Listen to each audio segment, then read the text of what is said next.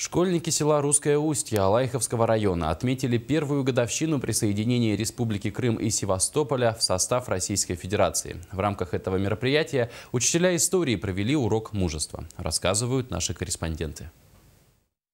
Урок начался с темы Дня Арктики в Республике Саха-Якутия, ведь село находится на самом краю земли и входит в арктическую зону. После учителя показали слайд об истории происхождения Крымской республики, о Крымском ханстве и о завоевании Крыма Екатериной II. Также были упомянуты знаменитые люди, как Айвазовский и Лев Николаевич Толстой. Мы хотели еще раз вспомнить историю, потому что без истории нет будущего. Правильно? Ну вот преследовалась эта главная цель.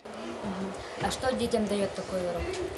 Ну, я думаю, что такой урок детям дает, во-первых, гордость за то, что все-таки справедливость может восторжествовать, пусть даже спустя столько лет. Это все-таки воспитание патриотических чувств и гордость. Дети, в свою очередь, после урока нарисовали плакаты и тем самым показали, что они очень рады, что Крым вернулся в свою родину.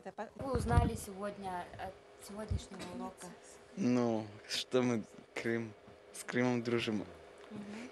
Что Крым у нас уже год. Это важное событие нашей страны, и дети Арктики, находясь так далеко от центра, им не безразлична судьба России. Таким образом, на уроке мужества дети узнали о предпосылках этого великого события и о политических причинах, которые привели к необходимости проведения референдума в Крыму.